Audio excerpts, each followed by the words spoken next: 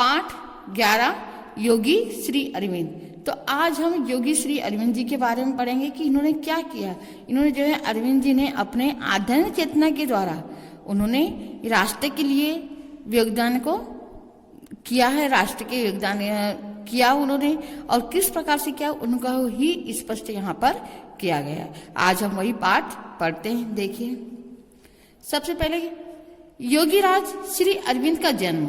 सबसे पहले जो है योगीराज जी का जन्म आता है कि वो कहाँ पर हुए थे उनका जन्म। तो 15 अगस्त 1872 को कोलकाता में हुआ था। इनका जन्म जो है 15 अगस्त 1872 में कलकत्ता में हुआ था।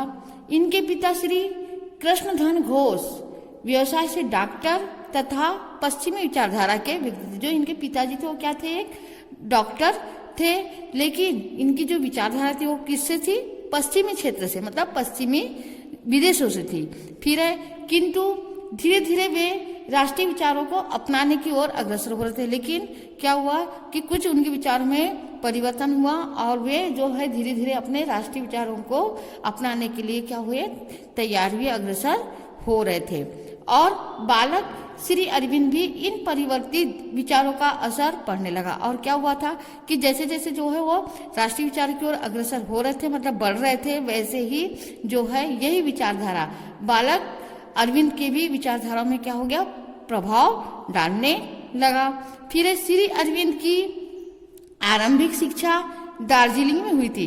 अब क्या हुआ कि श्री अरविंद जी जो थे, अरविंद योगी थे, उनका जो है प्रारंभिक शिक्षा कहाँ हुआ था, दार्जिलिंग में हुआ था।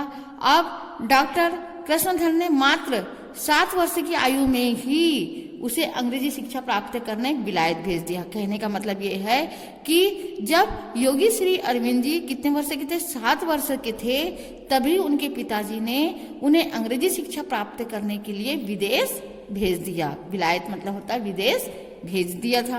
अब लंदन तथा कैम्ब्रिज विश्वविद्यालय में अध्ययन करने के पश्चात वो 18 वर्ष की आयु में ही क्या हो गए थे, ICS की परीक्षा में बैठ गए थे। कितने वर्ष की आयु में, 18 वर्ष की आयु में ही बैठे और उन्होंने जो है प्रथम श्रेणी से उत्तीर्ण किए। प्रथम श्रेणी से क्या किया, उन्होंने उत्तीर्ण किए। और वो कितने वर्ष की आयु में बैठ गए थे, 18 वर्ष की आयु में बैठ गए थे। अब क्या हुआ कि घुड़सवारी की परीक्षा में अनुपस्थित रहने के कारण ये सरकारी सेवा में आने से वंचित है। अब क्या हो गया कि इन्होंने घुड़सवारी की परीक्षा नहीं की, अनुपस्थित रहे उस दिन, तो उन्हें जो है सरकारी सेवा में आने से उनको क्या कर दिया गया, वंचित, मतलब नहीं रखा गया, सरकारी सेवा नहीं मिली, उनको वंचित रह गए। फिर श्री अरविंद का इस प्रकार से अंग्रेजी सेवा में न आना अंततः भारत के लिए काफी लाभप्रद साबित हुआ। अब क्या हुआ कि उन्होंने घुड़सवारी नहीं सीखी, इसलिए जो है अंग्रेज सेवा में उन्होंने नहीं आए। तो यह जो है यह लाभप्रद किसके लिए हुआ, हमारे देश के लिए हुआ। अब आगे देखिए, श्री अरविंद शैशव अवस्था में ही विदेश में रहे थे। वो शैशव अवस्था में ही कहाँ पे रहे थे, वो विदेश में रहे थे, जिसकी वजह से इन्हें कई यूरोपीय भाषाएं सीखने का मौका मिला। अब क्या हुआ कि वो 7 वर्ष में कहाँ चले गए थे, वो विदेश चले गए थे, इसलिए जो है उनको यूरोपीय भाषा सीखने का भी मौका मिला, अवसर मिला। ये अंग्रेजी के अतिरिक्त, इसके साथ ही उन्होंने क्या है, अंग्रेजी के अतिरिक्त और अन्य भाषाएं सीखी, जैसे ग्रीक है, लैटिन है, फ्रेंच है, भाषाएं भी वे जानते थे, क्योंकि वो अधिकांश जो है विदेश में रहे, तो विदेश में अनेक लोग से मिले, तो इस प्रकार से जो है इन भाषाओं का भी उनको नॉलेज हो गया। अब क्या हुआ कि भारत वापस आकर इन्होंने बंगला तथा संस्कृत भाषा का भी अध्ययन किया। अब क्या हुआ कि ये भारत वापस आ गए और भारत में आकर के इन्होंने कौन सी भाषा का गहन अध्ययन किया, बंगला और संस्कृत भाषा का भी अध्ययन किया। अब क्या हुआ कि लंदन में आपकी मुलाकात, अब लंदन में इनकी मुलाकात किससे हो गई थी, बड़ौदा नरेश से हुई। किससे हुई, बड़ौदा के राजा से हुई। फिर थी वे चाहते थे कि भारत आकर के श्री अरविंद बड़ौदा कॉलेज में प्रोफेसर के पद पर कार्य करें। और वो जो वहाँ के नरेश थे, वो नरेश से हुई थी उनकी मुलाकात, और वे चाहते थे कि अरविंद जो है भारत में आकर के जो बड़ौदा कॉलेज है उसमें किसका पदभार स्वीकृत करे, प्रोफेसर के पद को ग्रहण करके उसके पद पर रह करके कार्य करे, ऐसा करके जो है कौन चाहते थे, वे नरेश चाहते थे। अब भारत आकर फिर श्री अरविंद ने महाराजा के अनुरोध स्वीकार कर लिया था। अब क्या हुआ, भारत में आकर के श्री अरविंद ने अनुरोध जो है मतलब विनती महाराज की स्वीकार कर लिया था, और वो बड़ौदा कॉलेज के प्राचार्य क्लर्क महोदय ने जॉन ऑफ आर्क से अरविंद की तुलना करते हुए कहा था। अब क्या हुआ कि जो बड़ौदा कॉलेज के जो प्राचार्य थे उन्होंने किससे, क्लर्क महोदय से, किससे तुलना की थी, उनके क्लर्क महोदय से, जॉन ऑफ आर्क से। जो प्राचार्य के जो महोदय थे वो कौन थे, वो क्लर्क महोदय जो थे, उन्होंने किससे तुलना की थी, जॉन ऑफ आर्क से अरविंद की तुलना करते हुए उन्होंने कहा था कि यदि जॉन ऑफ आर्क को स्वर्गिक संदेश सुनाई पड़ते हैं तो श्री अरविंद को भी स्वर्गिक स्वप्न दिखाई पड़ते हैं। उन्होंने यही कहा था कि जॉन ऑफ आर्क को स्वर्गिक क्या है, संदेश सुनाई पड़ते हैं, तो वैसे ही अरविंद को स्वर्गिक स्वप्न भी दिखाई पढ़ते हैं। ऐसा करके किसने कहा था, प्राचार्य क्लर्क महोदय ने कहा था। अब क्या हुआ कि बड़ौदा कॉलेज में आपकी ख्याति एक सुयोग्य प्रोफेसर के रूप में थी। इनकी जो ख्याति थी, योग्यता थी, वो किसके, एक अच्छे प्रोफेसर के रूप में थी। अतः कुछ समय पश्चात आपको उस कॉलेज का उप प्राचार्य बना दिया। अब क्या हुआ, उनकी जो ख्याति बढ़ने लगी थी और उनकी योग्यता के अनुसार जो है उनको उप प्राचार्य भी बना दिया। पहले तो वो प्रोफेसर थे लेकिन अब उप प्राचार्य बन गए थे। वे बड़ौदा कॉलेज में करीब 13 वर्ष तक रहे। वो बड़ौदा कॉलेज में कितने वर्ष तक के रहे, 13 वर्ष तक। अब इसके बाद में देखिए, इस बीच उनके मानस में भारत को की स्वाधीन देखने के विचार हिलोरे लेने लगे थे। अब क्या हुआ, इसी बीच में जो प्राचार्य के पद पे रहे तो अब उनके मानस में मतलब उनके हृदय में, मानस यानी होता है मन में, हृदय में भारत की स्वाधीन देखने के विचार हिलोरने लगे, मतलब विचार के भाव जागृत होने लगे थे। अब वे गुप्त रूप से बंगाल में स्वाधीनता आंदोलन चलाने पर विचार करते, और वे जो गुप्त रूप से मतलब चोरी छिपे जो है बंगला में, कहाँ पे, बंगाल में स्वाधीनता आंदोलन चलाने पर वो क्या कर रहे थे, आपस में विचार कर रहे थे। अब इस दौरान बंगाल के विभाजन को लेकर उनका मन काफी विक्षुब्ध हो उठा था। उसी समय जो है बंगाल के विभाजन को लेकर के उनका जो मन है वो एकदम विक्षुब्ध, मतलब दुख से हो उठा था, दुखी हो गया था। अब क्या हुआ कि बंगाल के जो लोग थे अंग्रेजों की इस बेहुदा करतूत से हरकत में आ गए थे। जो बंगाल के जो लोग थे वो अंग्रेजों के करतूत में, मतलब इस प्रकार के जो उन्होंने कार्य किया था उसके हरकत में आ गए थे। अब स्वदेशी आंदोलन तेज होने लगा था और अंग्रेजी कपड़ों की होलियां जलने। अब क्या हुआ था कि स्वदेशी आंदोलन की गति जो कैसे होने लगी थी, तेजी होने लगी थी। और अब क्या हुआ कि जो अंग्रेज जो थे, अंग्रेजों के कपड़ों की अब क्या करने लगे थे, होलियां जलने लगी थी। अब उनका बहिष्कार होने लगा था। कहने का मतलब है कि अंग्रेजों का बहिष्कार होने लगा था। अब अंग्रेजों ने बंग भंग तथा स्वदेशी आंदोलन को कुचलने के लिए कई कदम उठाए। अब अंग्रेजों ने क्या किया कि बंग भंग जो आंदोलन था उसको कुचलने के लिए, उसको दबाने के लिए कई कदम उठाए। किन्ने, अंग्रेजों ने। अब अनेक आंदोलनकारियों को बंदी बनाया गया। अब कई बेकसूरों को फांसी के फंदे में झुला। अब क्या हुआ, अंग्रेजों की सत्ता थी तो उन्होंने क्या किया कि कई जो है आंदोलनकारियों को क्या बनाए गए, उन्होंने बंदी बनाए और बंदी बना करके जो उनको फांसी के फंदे में भी झुला दिया था।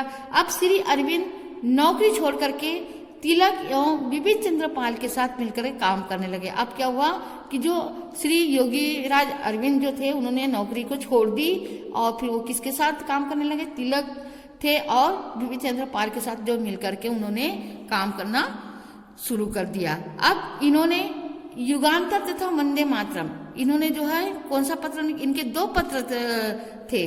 क्या थे, 2 अखबार थे। कौन कौन से, युगांतर तथा वंदे मातरम। योगीराज अरविंद ने कौन कौन से लिखे अखबार, युगांतर तथा वंदे मातरम। इन्होंने अखबार निकाला और इनका संपादन बहुत योग्यता तथा तत्परता से करने लगे। अब क्या हुआ, इनकी जो संपादन कार्य है वो अपने योग्यता तथा तत्परता से वे कार्य इसके लिए करने लगे। अब इन पत्रों का आम जनता पर अच्छा असर। अब क्या हुआ, इन अखबारों का जो है आम जनता थी जो इनका सामान्य मतलब अच्छा असर हुआ और लोग इसकी विचारधारा से भी प्रभावित होने लगे। किसकी विचारधारा से? योगीराज अरविंद के विचारधाराओं से प्रभावित होने लगा।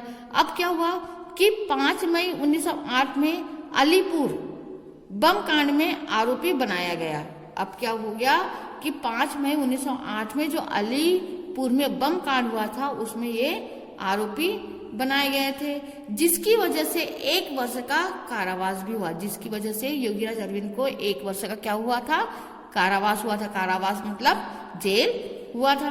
अब इसी जेल जीवनी के दौरान योग साधना करने का आपको समय मिला था और उसी दौरान उनको जो है योग साधना करने का इनको क्या मिला था? अवसर मिला था तथा योग के साधना पक्ष और सिद्धांत पक्ष दोनों का अपने विधिवत अध्ययन किया और इसी प्रकार से इन्होंने दोनों साधनों का क्या हुआ?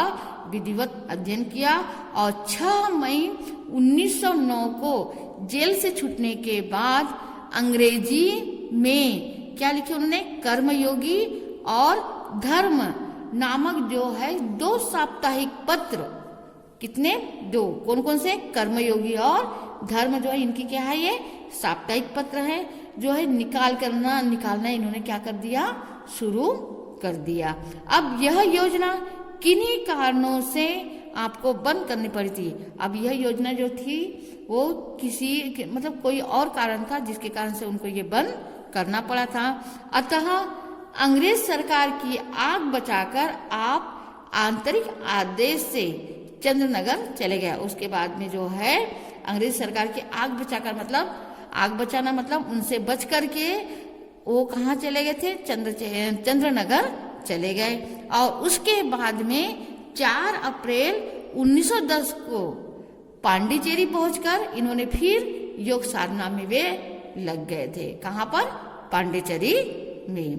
अब क्या हुआ कि अब आप राजनीति त्याग कर अपना पूरा समय योग साधना और आध्यात्मिक कार्य में लगाने लगा। अब इसके बाद में इन्होंने राजनीति को त्याग दिया और इन्होंने अपना पूरा समय योग साधना और आध्यात्मिक जो है चेतना या आध्यात्मिक कार्यों में लगाने लगे। तो इस प्रकार से जो है योगीराज करने लगे। अब आगे देखिए क्या हुआ कि आगे ये हुआ कि पांडिचेरी का श्री अरविंद आश्रम, पांडिचेरी का क्या? श्री अरविंद आश्रम अंतर्राष्ट्रीय योग साधना केंद्र बन चुका। जो पांडिचेरी का श्री अरविंद आश्रम जो है वो क्या बनने लगा? अंतर्राष्ट्रीय योग साधना केंद्र बन चुका है। इस संस्था का प्रबंध आपके जीवन काल में आपकी फ्रांसीसी शिष्या मीरा किया करती थी। अब इसके जो है इस संस्था का जो प्रबंध था इनके जीवन काल में जो इनकी शिष्या थी कौन? मीरा, जो कहाँ की थी? वो फ्रांसीसी थी, ये करती थी। अब श्री अरविंद आश्रम प्रकृति की सुरमय स्थली है। यहाँ पे यही बताया कि जो श्री अरविंद जो आश्रम है वो प्रकृति की क्या? सुरमय स्थली है। मतलब अरविंद जी के नाम पे ही आश्रम का नाम रखा गया था और ये सुरमय मतलब रमणीय स्थल है जहाँ जाकर के मन सहज में ही सात्विक विचारों में लग जाता है। जहाँ पे उस स्थान में जाता है तो जो हमारा हृदय है, जो हमारा मन है वो कौन से विचारों में लग जाता है? सात्विक विचारों में लग जाता है। अब आपकी सहधर्मिणी श्रीमती मृणालिनी देवी सदा आपके कार्यों में हाथ बटाती रही है। इसके साथ यहाँ पे यही बताया कि उनकी पत्नी का नाम क्या था? मृणालिनी थी और वो जो हमेशा अपने पति का सहयोग मतलब हर कार्य में वो सहयोग करती थी। अब सन 1918 के दिसंबर की 17 तारीख को इनकी पत्नी का निधन हो गया। अब सन 1918 में दिसंबर और तारीख थी 17 को इनकी जो पत्नी मृणालिनी है इनका क्या हो गया? निधन हो गया। अब लाला लाजपत राय 5 जनवरी 1925 को आपसे मिलने पांडिचेरी गए थे और जो लाला लाजपत राय जी हैं वो 5 जनवरी 1925 को ये योगीराज अरविंद से मिलने के लिए पांडिचेरी पहुंचे थे और आपके कार्यों की भूरी भूरी प्रशंसा की थी और आपके द्वारा जो कार्य किया गया उसकी क्या की थी, उन्होंने भूरी भूरी प्रशंसा की थी। अब भूरी भूरी मतलब होता है, भूरी भूरी का मतलब होता है बहुत ज्यादा, जो उन्होंने कार्य किया है उनकी जो है बहुत ज्यादा ही प्रशंसा की थी। किसने? लाला लाजपत राय ने। तो भूरी भूरी का मतलब क्या होता है? बहुत अधिक, बहुत ज्यादा। अब आगे देखिए, 29 मई 1928 को कविवर रविन्द्रनाथ ठाकुर भी आपसे मिलने आए थे, मतलब गए थे, तो जो है आपसे मिले थे। कौन? जो 1928 रविन्द्रनाथ जो ठाकुर है, ये भी जो है योगीराज अरविंद से मिले थे और आपके आध्यात्मिक जीवन से बहुत प्रभावित थे और जो है आपके जो आध्यात्मिक जो जीवन है उससे क्या हुआ था? बहुत अधिक प्रभावित हुए थे। अब इसके बाद में देखिए कि योगी श्री अरविंद भारत की योग परंपरा के एक देदीप्यमान रत्न थे। इन्होंने यहाँ ये बताया कि जो योगीराज अरविंद थे वो भारत के परंपरा के एक देदीप्यमान क्या थे? रत्न थे। क्या थे ये? रत्न थे, हीरे थे, जिन्होंने अपनी साधना द्वारा आध्यात्म के उस शिखर का स्पर्श किया था। उनके द्वारा की गई अति मानव की कल्पना यह सिद्ध करती है कि योग साधना ही मनुष्य की चेतना को समुन्नित करती है। मतलब उनके द्वारा जो कार्य किया गया उससे हम ये जो है यह उनकी जो कल्पना यह सिद्ध करती है कि जो योग साधना से ही मनुष्य की चेतना को क्या किया जाता है? समुन्नित किया जा सकता है। और साधनाहीन व्यक्ति सदा अज्ञान और अंधकार में जीता, और जो साधनाहीन व्यक्ति रहता है वो हमेशा कैसा होता है? अज्ञान और अंधकार में ही जीते रहता है और अपना जीवन यापन करते रहता है और तेजहीन बना रहता है। और वो कैसे बन जाता है? उनमें जो है किसी प्रकार का तेज नहीं रहता, वो उससे हीन होता चला जाता है। अब आपके द्वारा समाज तथा राष्ट्र की जो सेवाएं की गई उन्हें समस्त भारत ने आदर की दृष्टि से देखा। अब जो भी है योगीराज अरविंद के द्वारा जो है राष्ट्र की सेवा की गई, उन्हें समस्त भारत किसके दृष्टि से देखते हैं? आदर की दृष्टि से देखते हैं तथा आपको पूरा सम्मान देने हेतु आंध्र विश्वविद्यालय ने 11 दिसंबर सन 1948 को राष्ट्रीय पुरस्कार देकर आपके प्रति अपार श्रद्धा व्यक्त की। इसके बाद उन्होंने जो है आंध्र के जो विश्वविद्यालय है इन्होंने 11 दिसंबर 1948 को क्या दिया था? राष्ट्रीय पुरस्कार मिला था और इनके जो है श्रद्धा को व्यक्त करते हैं।